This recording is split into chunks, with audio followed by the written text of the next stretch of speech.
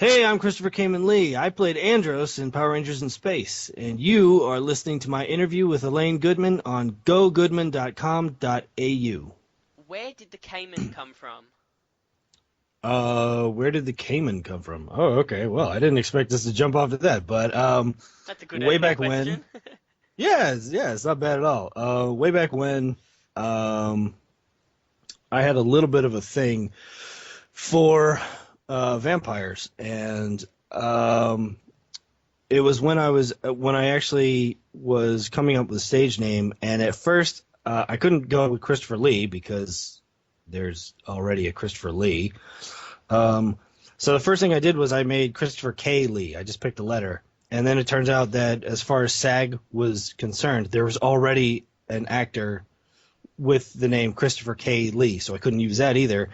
I was reading The Queen of the Damned, the Anne Rice novel, and my favorite character in it was Khayman, who is Khayman. So I was like, you know what? Screw it. I'm going to go with that. I like it.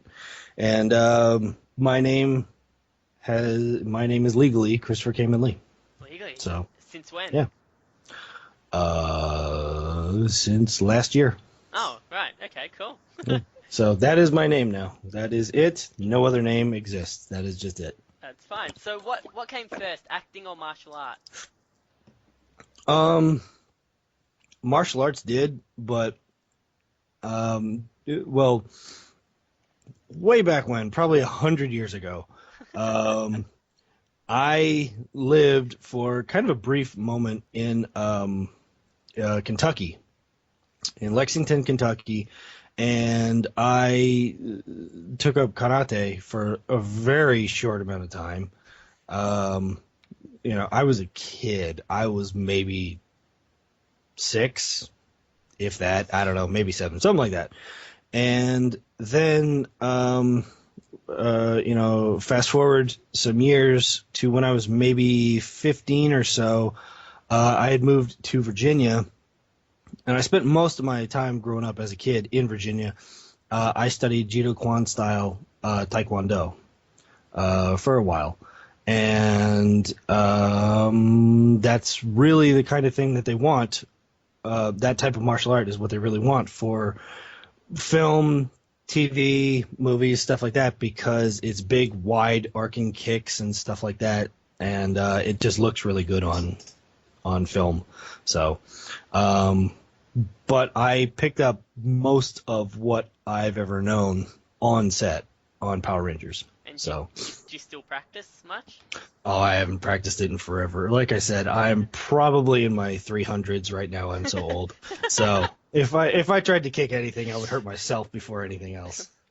I read that you were intrigued by your sister's career in modeling and decided to move to Miami to follow in her footsteps. Where were you living previously? Um. Okay. Well, before that. I was living in Virginia Beach. Kyler was living there, and then she and my mom moved down to Miami. And there's actually a lot of I've read quite a few articles written about me where they just got everything pretty much wrong. I So don't this know is your who chance. gave. This is your Yeah, chance. yeah, I don't know who gave them the information, but because I read quite a few things where they said I grew up in Miami, and I was like, no, I lived there for maybe 2 years, if that. No, I didn't grow It's a up there. pretty quick maturing But process. yeah, she went down there. That was Yeah, a pretty quick maturing yeah, process. yeah. Um, she went down there and she did do a little bit of modeling, but that really wasn't what got me down there. It was more of just family that got me down there, and so I went down there and I started modeling and acting pretty soon after I got there. Why did you move to? Why did you choose to move to Miami instead of moving to LA to pursue acting and modeling, or even New York? Was the draw to Miami simply family? Um, yeah, I went down to Miami strictly because family was all there. Um, I didn't know anybody in LA, so I was kind of like, I don't want to just go out there on my own and not know anybody, know where anything is, know what's going on or anything like that. Um, of course, then I booked Power Rangers, and that's exactly what I did. Moved out there, didn't know anybody. Moved out here, didn't know anybody. So, but yeah, it was just family. That's why we moved down there. So. And you joined an acting class in Miami at age 17. Do you still remember any of the lessons you learned while studying acting? Actually, yeah, I do. The acting class was it was a really great class, and one of the things that they kept trying to hammer into everybody's head was less is more when you're acting on film, like if you're doing TV show or movies, less is more. Um, I don't know if I don't know if everybody understands what that means, but it's just that you can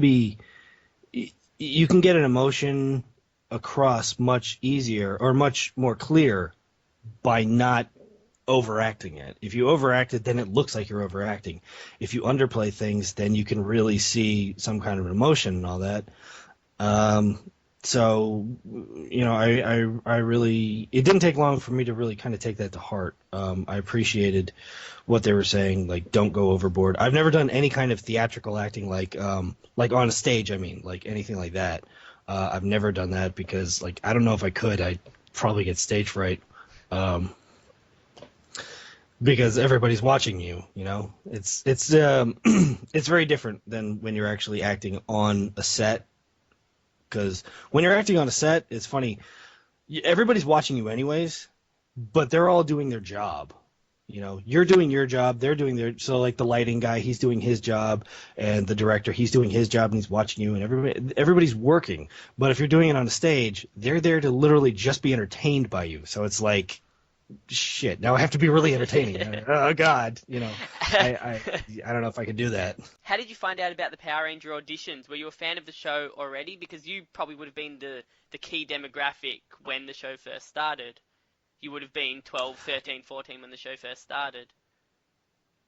When the show first started, I absolutely hated Power Rangers. I hated it with a passion, and I never watched it once. And the reason why I hated it was because when I was a kid, I had long hair, really long hair, and I always had it in a ponytail. And all these other kids would always say, "You look like Tommy. You look like Tommy." Blah blah blah blah. Tommy this, Tommy that, and it just made me hate Power Rangers with a passion because I'm not Tommy. I don't know who Tommy is. Shut up about Tommy. So I never wanted to have anything to do with it whatsoever. And when I found out about it, the audition, they were actually having the audition where I was doing where my acting class was, that I was going there for classes. They had it in that building. So they told me, they're like, they're auditioning for Power Rangers. You ought to come in. And I was like, excuse me. I was like, at first I was like, oh God, I don't want to do it. I don't want to do anything for Power Rangers. But I had a manager, and she's like, "No, you got to do it. At least try." And yeah, when I went in, they told me, I met Shuki Levy. He was one of the people that I met there, and he is like or I don't know if still is, but at least at the time was like the second man underneath Chaim Saban for Saban, the Saban Corporation. He was there, and they explained to me, yeah, it's like we're going to all the major cities across the country and looking for people to audition for the Red Ranger. So I was like, oh, okay, well, what the hell, I'll try, So apparently it worked out. Did the ponytail get you the girls in school? Like it did Tommy? No, no, no, no. Having, the thing about having long hair, it doesn't mean that you get all the girls, but one thing that it does mean is that girls do want to touch your hair. I learned that. They want to touch your hair, and they'll tell you, like, oh, wow, you have such long, pretty hair. Can I braid your hair? And, I've got like 4 girls around me who want to touch my hair. I'm like, yeah, do it if you want. I don't care. Please. Please. So, yeah. Were you aware of the controversy surrounding the Power Rangers, like the pay dispute within Power Rangers? Did that have an effect on you doing the audition? Because you've probably heard by now, back when the show first started, they they weren't being paid a lot because the show, well, and still isn't a union show. It wasn't a union show back then, so there was a whole big kerfuffle over the pay dispute, whole big arguments and everything like that. Were you aware of that? I was not aware of any of that at all whatsoever. Um, when I was on the show, it was kind of funny. The show went union halfway through my season that I was on there, and several of the actors were already union actors prior to it going union, which is usually a pretty big no-no. You're not allowed to do that, but I don't know. I think SAG kind of looked the other way just because it's a big show and all that. The funny thing, though, well, I'm not gonna. I don't really want to say funny. I want to say I would love to use a lot of expletives for this, but the interesting thing was that when the show went union, we got less money. Oh. Yeah, yeah. Oh. Saban is very good. He has really good lawyers. He's good at Really what he good does. Yes, he is. He is very good at what he does. So yeah, we ended up getting less money because rather than having a set amount for what we would get per episode, then it was like on a regular TV show, you're paid. You're paid a set amount, but then there's also like certain amounts that you get for overtime, which kicks in after 12 hours. So they made sure that nobody ever worked for 12 hours.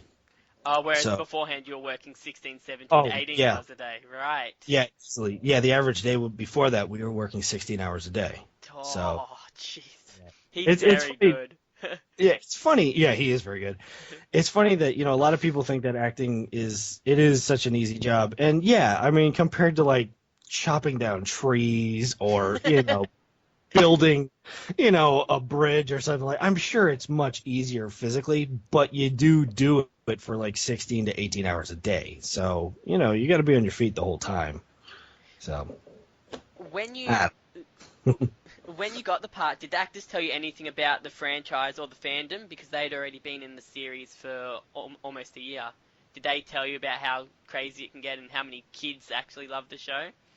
The other actors on the show, the other cast. Yeah. When I got the show, when I landed the role, the producers pulled me aside and they told me specifically to have as little contact with the other actors as possible.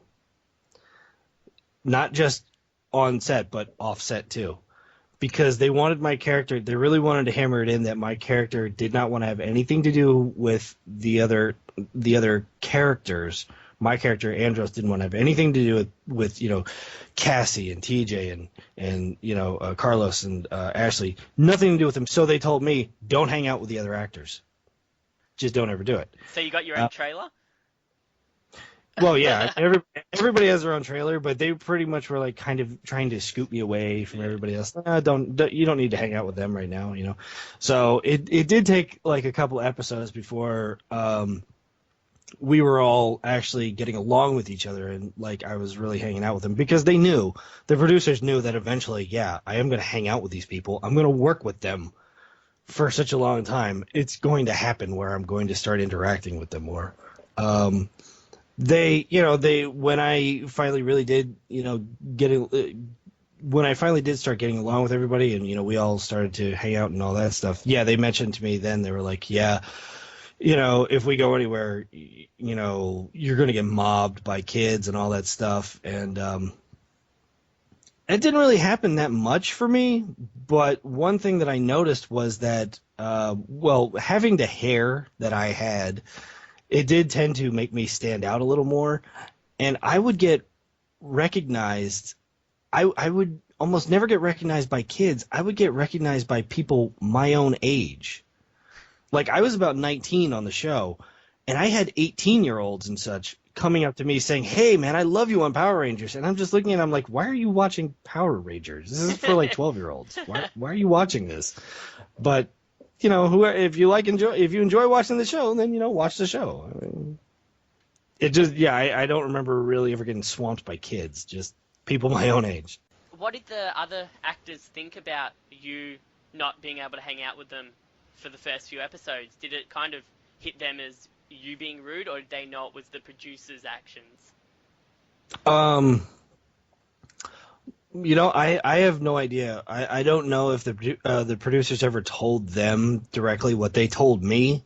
I can only just go on assumption, and that is that I was the new guy on set, and they all had a year to get along with each other, get to know each other, and all that. So I mean, no matter what, that's a pretty interesting or a pretty weird, situation to just be thrown into where everybody else knows each other, and I don't know anybody at all. So you'd have to ask them. I don't know. I don't want to ever speak on anybody else's behalf. As a first big role in acting for you, it was one of your first roles, and it was a pretty big role. Andros was quite an emotional person, almost unstable. Was that a challenge for you to play as a first role in the industry? No, no, and really, I I kind of wish that they took it further than what they did. Go on. They the character should have been more mentally unbalanced than what he actually was.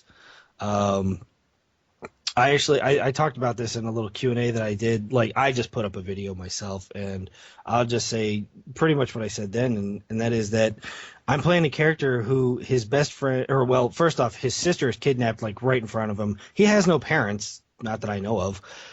So he's growing up on his own from like what 8 years old, and his best friend in the world is essentially dead, and I carry his dead body in a meat locker in my spaceship. There is nothing mentally sound about this character. He should have been just crazy.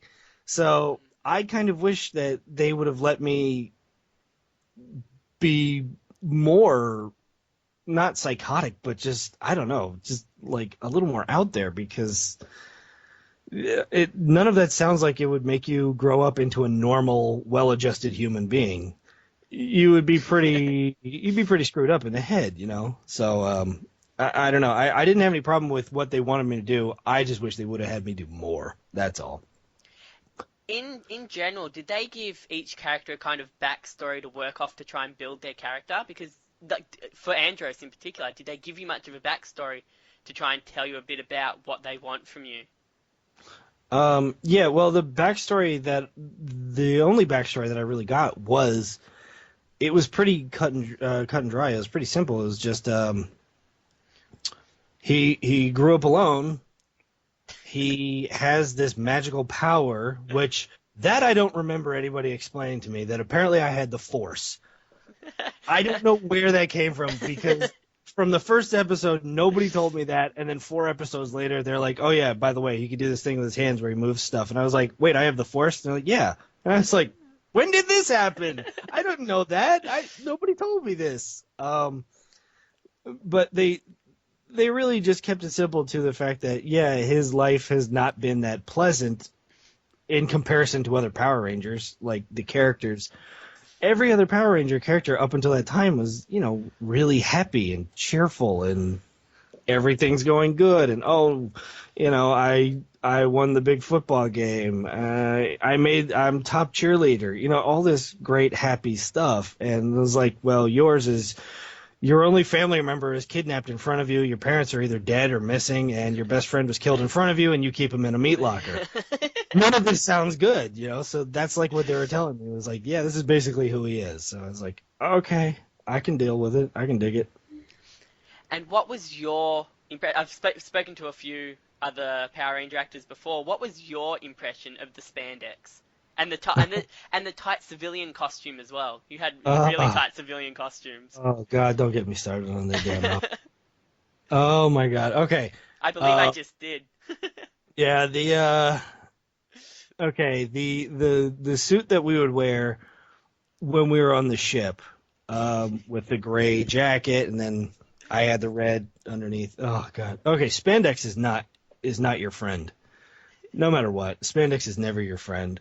It really wants to be, though, because it clings to you like crazy. Um, the biggest problem to me for those outfits was Undoubtedly the boots. I hated the boots. The boots that we had on that with that outfit were Doc Martens, and each shoe had to weigh like 10, 15 pounds. It felt like it at least. And on top of that, on the bottom of them, there is literally no tread whatsoever. So whenever we had to run around on the ship, everybody's sliding and hitting walls and stuff. Like, you can't stop because the floor is completely smooth. There's no grip on it. And the shoes are completely smooth. There's no grip on that. So, yeah, it's just you got to run. Like the one where I was fighting the Ninja Turtles, I run away. Well, when I ran away, it doesn't show. But, of course, after I ran away, I hit the wall immediately because you can't stop.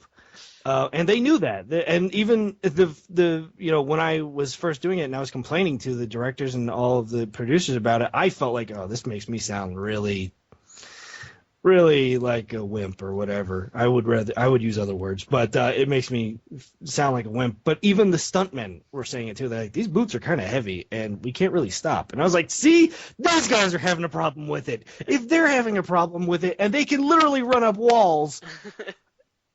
We should do something about this. No, we're not going to change it. So, whatever. Yeah, for me, it was really just the boots that I could not stand on that outfit. But yeah, spandex is not fun no matter what. So, much like with bleaching your hair, if you can avoid doing it, do it. Do not have anything to do with spandex. It's not fun. So, what did you prefer, the costume you had to wear on the ship, or the spandex Power Ranger suit? The Power Ranger suit, like I was almost never in that. I think I wore it on set like maybe 4 times ever. We're never in the suit when the helmet is on. That's never the actors. So, I almost never wore it. Every time that I saw it, like when they were like saying, okay, and now this one you're going to be taking the helmet off, so you're wearing the suit, and I'm just looking at it like, wow, look at this neat suit that I never get to look at. Wow. The outfits that I really liked was when we were actually walking around like on Earth, and I could wear normal people clothing. Yeah, just baggy clothes down to your knees. Yeah, baggy clothes. I really liked sneakers. Those are great. Something with tread on them. That's really what I enjoyed, was wearing like the regular civilian clothes or whatever. So yeah. You mentioned the megaship. How was it set up? Because it looked really cool. Was it like one big room with cameras following you around, or were they each area of the ship a different set? How did they build it, and how was it set up? Okay, well, the way that it was set up was that it was all in one big soundstage, and then the walls were not attached. Like almost none of the walls were attached to each other. So when we were doing a scene where we would like, I remember there was one scene where Nemo and I were talking, just walking down a hallway. They mapped out where it was going to be, and then they just carted the walls over, because the walls, they didn't weigh anything. They were like 10 pounds or something like that. It was just plastic. So the walls were never attached for all the corridors and all that stuff. And the rooms were like the different rooms, the main room, the ship, the bridge on the ship, and then the room where we would jump into the tubes to go out onto the gliders. Those rooms were like literally right next to each other. There was like a wall separating them that was like maybe paper thin, I don't know. The big thing to me was that all of the walls for the hallways and all that, they just came apart. We would literally have a grip, come over, pick up the wall, and walk away with it. So. And the coolest machine on the ship was the food machine that could make any food you wanted. Was that real? Was it real? Did you get to keep that? Question. Wait, what do you mean, was it real? Because we do not have that kind of technology, to my knowledge, where I can just press a couple of buttons and make anything I want. I wish we did. We still haven't got it. I wish we did too.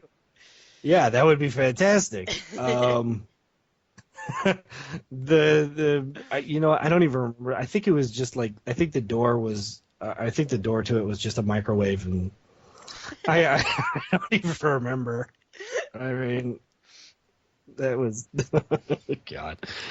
And being a comic fan, I heard a few interviews with you, and you said you've been a comic book fan for a while. Was one of your highlights having the Ninja Turtles on the show, or did that seem corny to you? Um, it didn't seem corny, but I was definitely questioning it. I was like, why are there Ninja Turtles on the show now? I didn't realize that Power Rangers and Ninja Turtles existed within the same universe. I didn't know that was a thing. So, I didn't grow up reading the comics. I've looked through some of the old, like the original Ninja Turtle comics, and they were dark. It was not like the silly stuff that you see the Ninja Turtles do like later on in years. But I did grow up with the '80s, the cartoon, so I knew all about the Ninja Turtles, and I thought it was pretty funny that I was gonna jump around and kick some of them. I was like, I'm really gonna kick Leonardo in the face? I never thought I'd be able to say I did that, but okay. Mark that off the bucket list. Now, away from Power Rangers, some of the well-known shows you appeared on were That 70s Show and Seventh Heaven. Did you ever feel like you were starting to make it as an actor once you finished Power Rangers and got a couple of those big shows? Um, well, with the Seventh Heaven, when I did that, I mean, I only did that for one episode, and I just kind of figured that was like, you do it for one episode, then you move on, do another audition, and whatever. And then later on, when I auditioned for Safe Harbor, and I got that, I realized that Seventh Heaven was actually, it was like a big step to get me in that direction because they were they were selling Safe Harbor to be the sister show for Seventh Heaven. I'm not sure if I would have gotten Safe Harbor if I hadn't done Seventh Heaven before that. And when I got that, I was like, I was really feeling like, wow, things are really going great for us. I had to leave LA to do it. We filmed that in Jacksonville, Florida. But yeah, I felt like, wow, things are really going great, and this is looking good. And then of course the show gets canceled like 10 episodes into it, and I don't know why.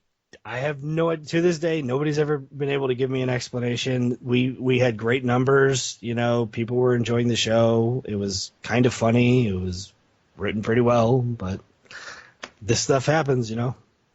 Your last acting credit was in 2004, so I'm guessing that's around the time you decided to put all your energy into making comic books. Did you choose to change career paths?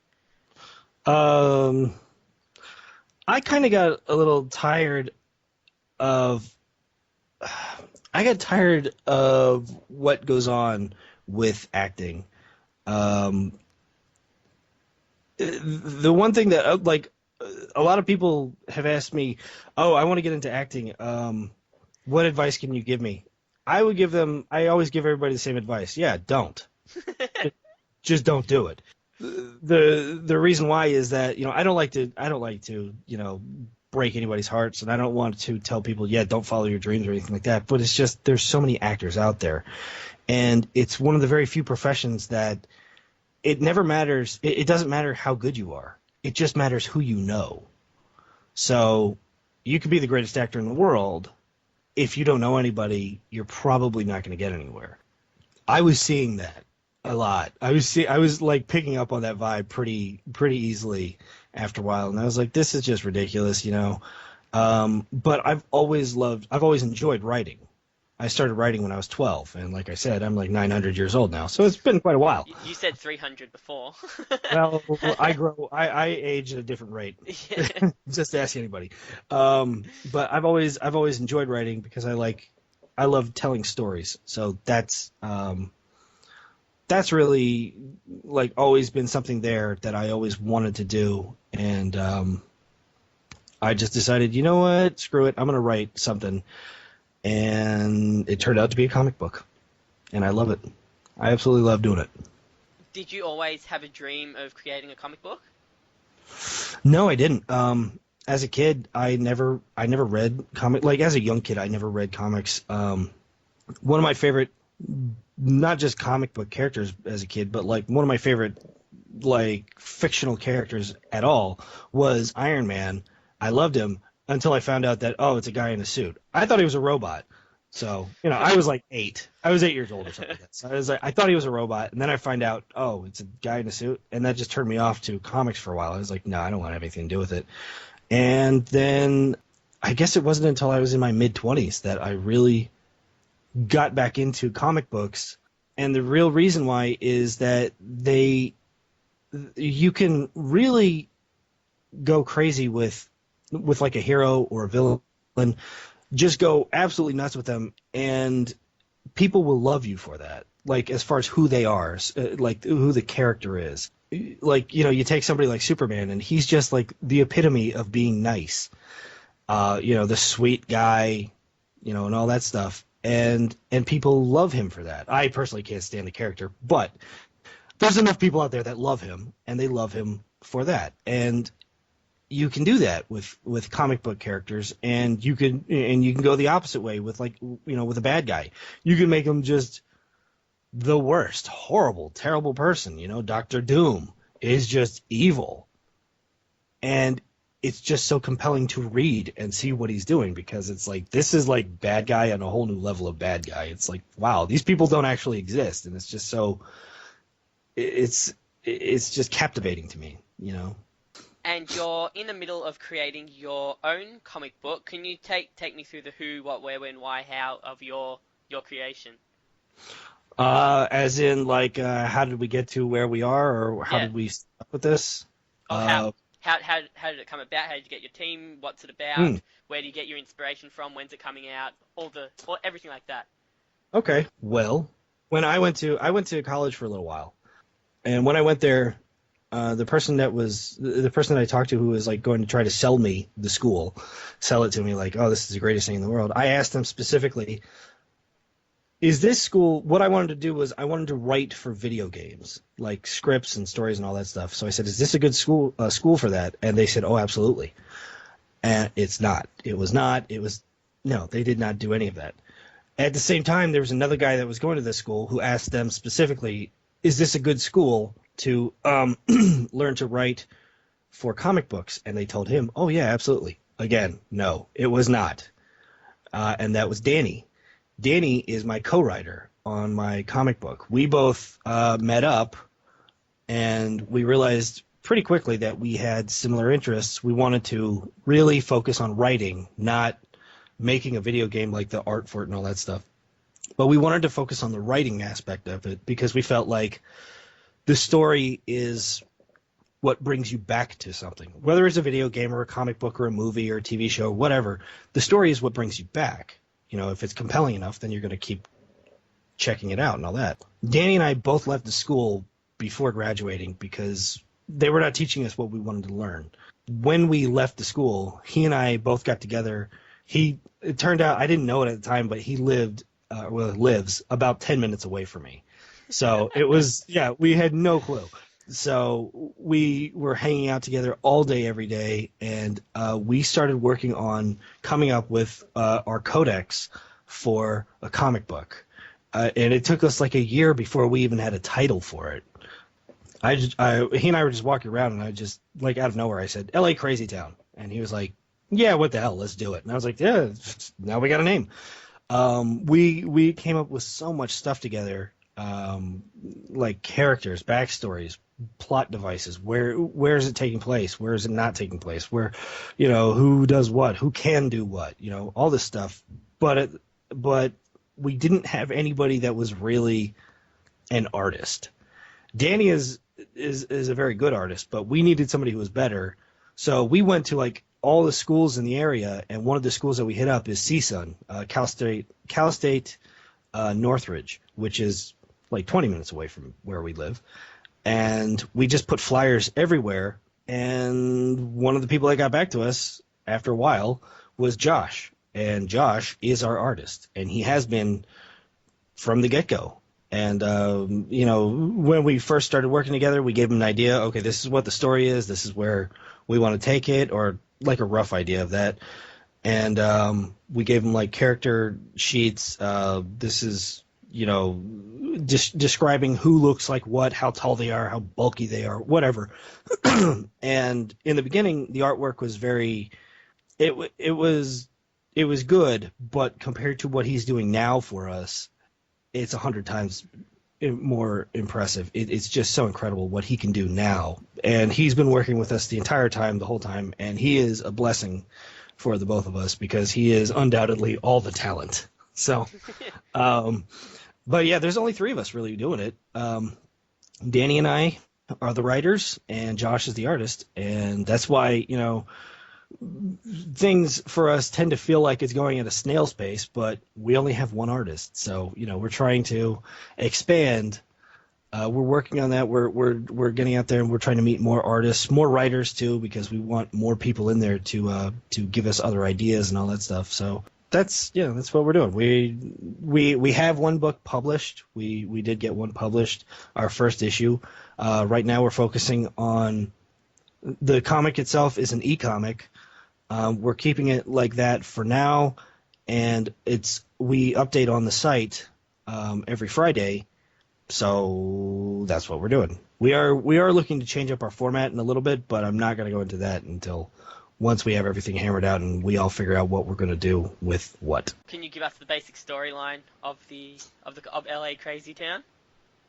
Basic storyline would be okay. It's everything is set in L.A. Well, at least this one comic that we're working on is set in L.A. because we kind of looked at all these comic books and we were like, everything seems to be set in New York. Why? So we were like, no, screw that. Danny and I and Josh, we all live in L.A. We're like, no, we want to rep our hometown. So we're like, yeah, screw that. We're doing L.A. And it's basically like if you take L.A. and throw everything into it. Mutants, werewolves, vampires, robots, aliens, whatever. If you can think of it, it kind of exists in this world, and the central focus of the story is this group of six, not as much people, but it's a group of six individuals that they live in downtown LA, and you could say vigilantes, I guess, but really what they do is they just make sure that nobody comes around and causes any trouble in their area because they don't feel like dealing with it. And if somebody does, then they just kill the hell out of them really violently, as bloody as possible. We've been using the violence just gradually. We're getting up bigger and bigger and bigger because we want to get to a point where we're just going to surprise everybody and show like, oh yeah, we're going to rip people to pieces and stuff like that. I was going to say the six teenagers part sounds Power Rangers-esque, but when you get all the violence, then it just goes a whole different direction. Yeah. Well, on the book, it does say that it's not recommended for children. We're pointing that out because there is violence, there is somewhat naughty language, no nudity, but lots of blood and quite a few F-bombs here and there. So maybe not exactly kid friendly, but it's what we like. Is it hard making a good story out of a comic when you can't really put the amount of depth into the plot, like for example in a novel? Because in a comic you've got such a small space in each block to write the lines. Is it hard to make a good storyline out of that? Well, that's the thing. There's the big difference between doing a novel and a comic is that, yeah, the book itself for the novel, you're going to get so much more information because the book is usually 500 or 600 pages or something like that. But with a comic, it's not meant to end. It's meant to be an ongoing thing. So you eventually will have more written material than the novel would. You'll have like 10 times more than what the novel will. So actually, if you look at it in the way that I'm thinking, the novel seems more limited than the comic book does because I can always write another 4 or 5 issues to the comic, but the novel is done. The novel is just the novel. Unless you're going to make part 2. Do you have the storyline of the entire comic franchise before you make the first edition? Oh, no, No. because we're looking, we're hoping to make this thing last for years and years and years.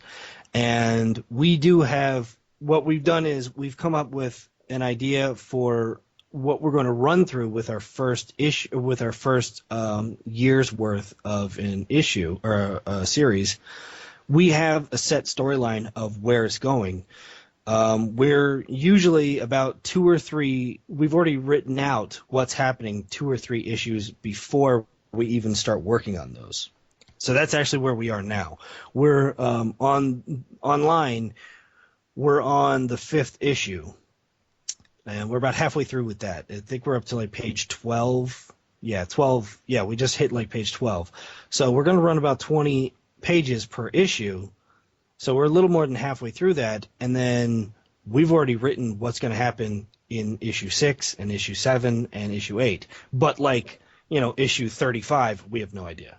We have to figure out where we're going to go, because we constantly get new ideas of, oh wait, we could also do this instead, so. So it's a TV show in comic book in like a book form. It's like a sitcom or something, whatever. Yeah, Or that's one way to look at it. It's like Law and Order. It goes on for 20 years. Yes, and if we can get it, if we can get our comic to run like Law and Order does, then yeah, that would be fantastic. Did they make Law and Order comics? That would be a good idea. I'm sure somebody has somewhere. And you've also jumped into the convention circuit. Do you still get recognized easily as Andros without Oh, the banner behind you? oh God, do I ever? Do Oh you really? yes, I do. Yeah, we okay. So the other week, it was myself, Danny, my co-writer, and my girlfriend Shayla, and my friend Edgar, who's like my handler for conventions. We actually went to a small convention in Pasadena, a toy convention, toy and comics, and some of the older Power Rangers were there. Steve Cardenas, Karen Ashley, David Yost, Walter Jones, and then Brad Hawkins from VR Troopers. They had a panel, and they got up and they were talking about, what are you doing now? What's going on there? So we were all sitting in the audience watching this. We were in the back, and we kind of had, like, I had a question. But first my girlfriend had a question, so she got up and asked a question. Well, these people that were sitting in front of us, they turned around to see who was asking the question, and one of them was like this kid, like he was looking directly at me, and I swear to God, he said, "Andros," like that, like it was like I just changed his life by being like 2 seats behind him.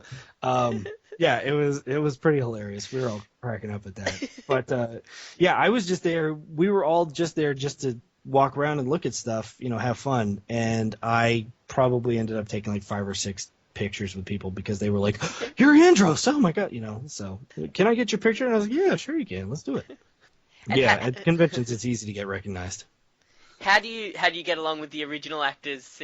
Because, as you said, you really didn't like the show. You really didn't like their show. Do you still get along with the older actors? I tend to try to get along with everybody that I can. I don't ever try to shake the boat.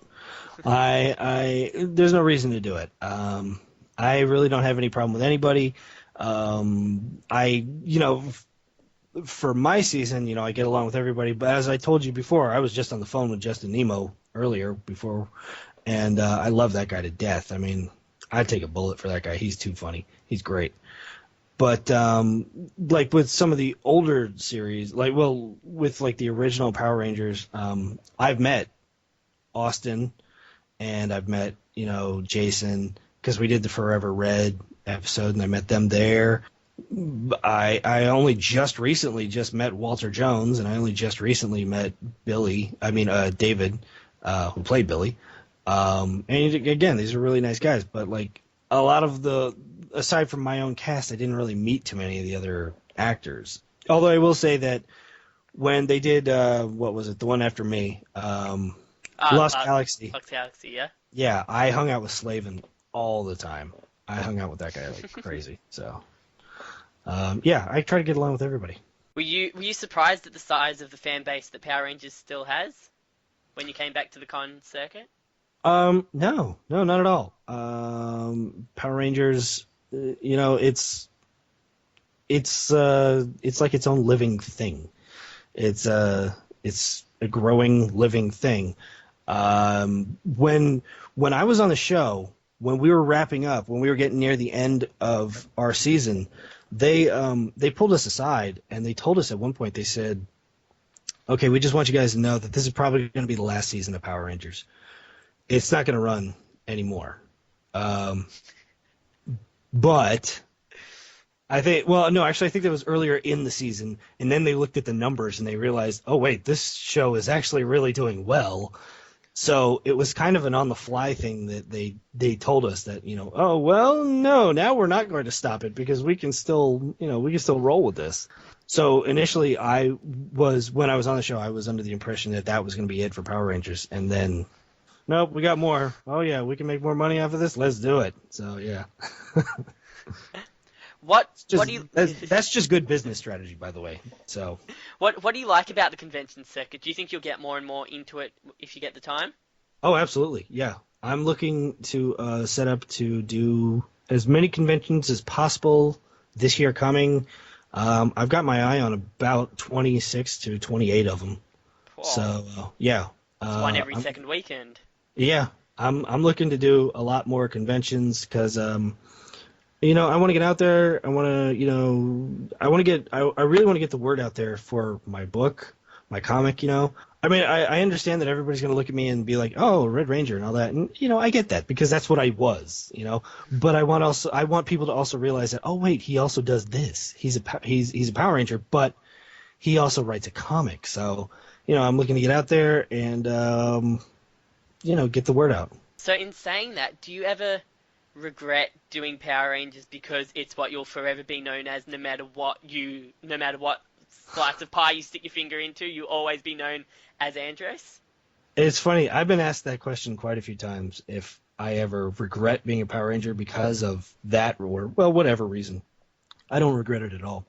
Not even a little bit, because if I hadn't booked the Power Ranger audition, then I probably would not have gotten out to LA. And if I had not gotten out to LA, then I would not have gone to that college that I went to. And if I hadn't done that, then I wouldn't have met Danny. And if I hadn't done that, then I wouldn't have a comic book. I see you've thought this through. Yeah. I've been asked that question quite a few times. So, yeah, I do have a pretty, I have an answer just ready for that one. Jeez, I hope I got some questions you haven't been asked before.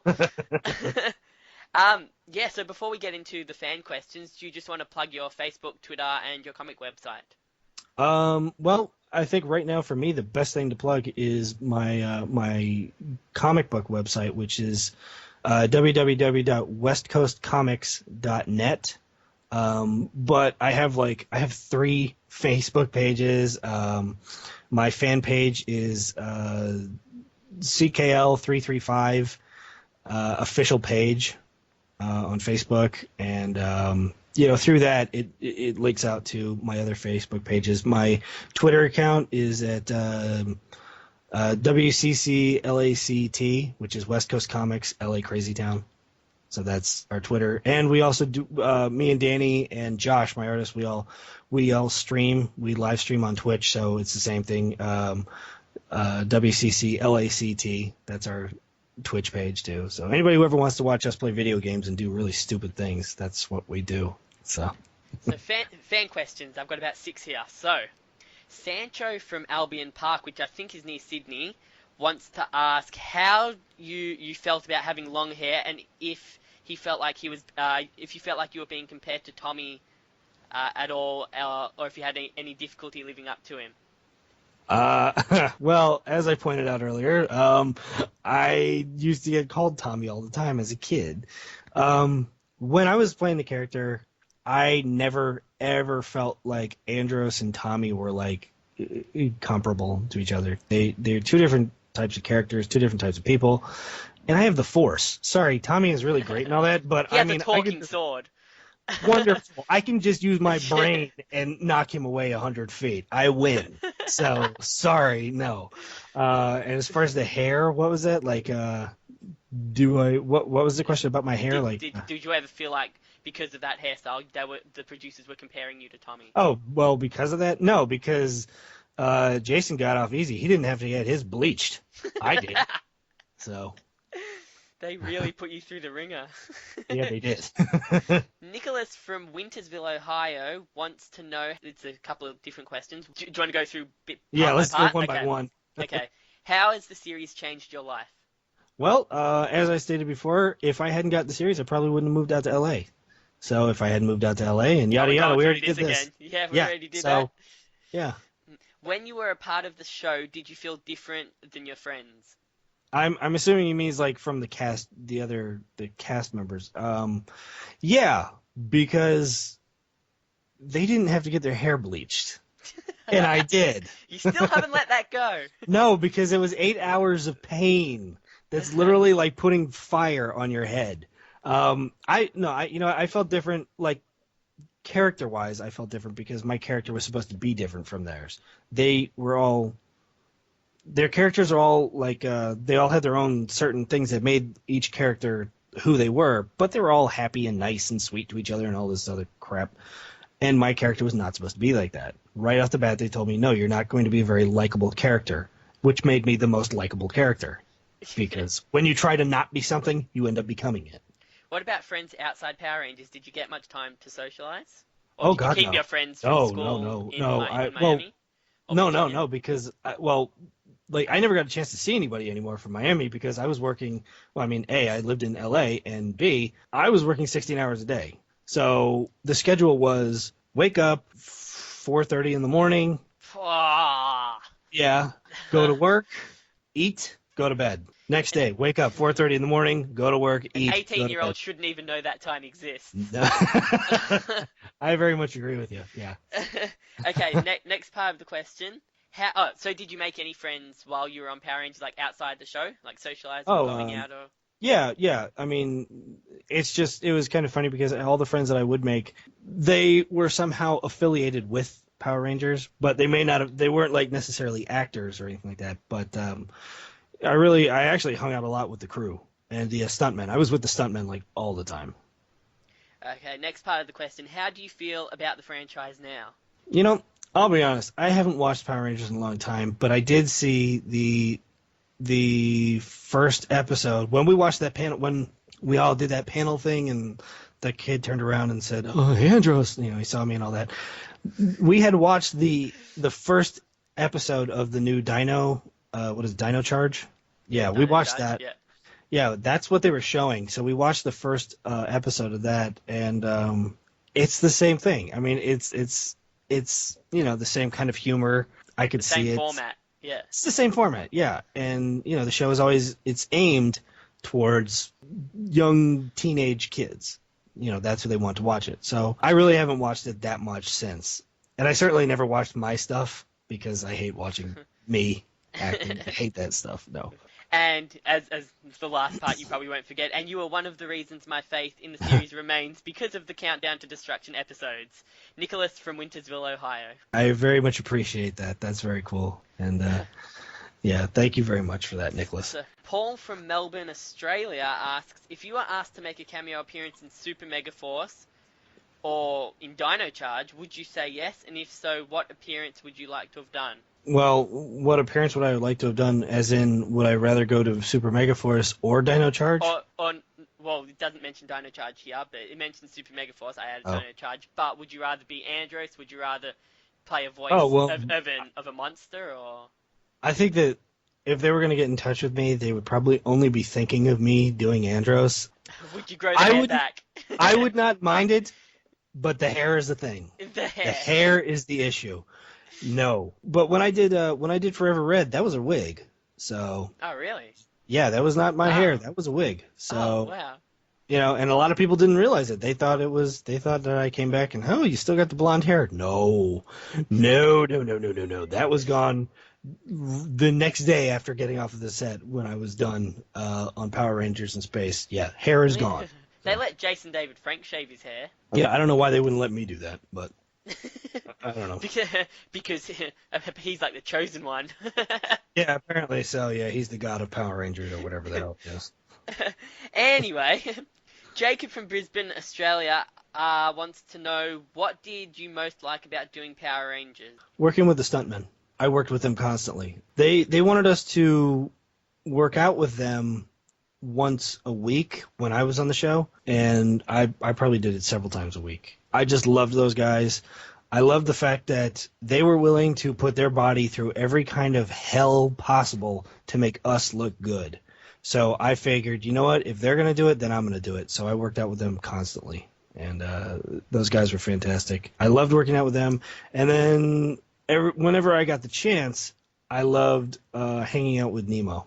I would go hang out with Justin all the time. Whenever he was only in like 10 episodes, but every chance I got, I would hang out with him, and we would go out and do a lot of fun, crazy, wacky kid stuff. So. He had the coolest Megazord.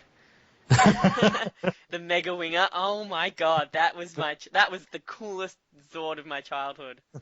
I swear. Jamaica from Sydney wants to know, what did you think of Tracy Lynn? Because she really liked you and her together. I had a lot of fun with Tracy. Tracy is just absolutely wonderful. She's really sweet. I hope that at some point in the future she wants to come back and start doing more conventions, because I'd love to hang out with her, see what she's doing, see how she's doing and all that. When I was on set, same thing. She was absolutely wonderful. She immediately treated me as part of oh no, he's been around forever. I never felt like I had to warm up to her or anything like that to get her to like me. She was really wonderful and sweet to begin with. What about Patricia, Selwyn, and Roger? Do you still get to talk to them much? Well, I haven't really hung out with any of them that much in a long time. I've been pretty much MIA for a while, just doing my own thing. I used to hang out with Patty quite a bit. When I was on the show, we would go out because she loved going to Little Tokyo all the time. So I was like, yeah, let's do it. So I would go there all the time with her, and we would eat, drink, and play video games. And that was about it. Yeah, but I haven't really hung out with any of these guys in so long. It's crazy. Oh. Yeah, I know. I'm not going to give you any stories of all the fun stuff that we just did last weekend or whatever now. Finally, Skylar from Tennessee wants to know, out of all the Power Rangers team-up episodes, which ones are your favorite? Power Ranger team-up episodes? When you're saying, when we did the one when we were on Lost Galaxy working with those guys? I'm not saying anything. I'm reading the question. Well, no, I mean, is that what you mean? No, yes, I mean, is that what yes, you mean? We'll go with yes. Okay. Whichever one showed me the most in it, that was the best. Whichever one That you was the starred best. in. Whichever one had Andros as the lead in front of everybody else, telling everybody else, "Shut up, you're all stupid monkeys. I'm here to fix this." That's you the and your one that I spiral liked. saber. Exactly. Was it annoying having to kill Zordon? Hell no. Hell no. That was the thing. It was tactically it made the most sense. And even in the show, he even says it. No, if you do this, you'll save the day. It's like, well, yeah, then I'm going to do it. I mean, why would I not do it? You're telling me to do it, dude. I'm going to kill you then. You just can't say the word kill. Well, yeah, you can't say it on Power Rangers, but you can say destroy. I never got that. I never understood that. Whatever. Fine. All right. Cool. Easy. Good. Awesome. Thank you very much. It was great to Not a talk problem, to you. man. All right.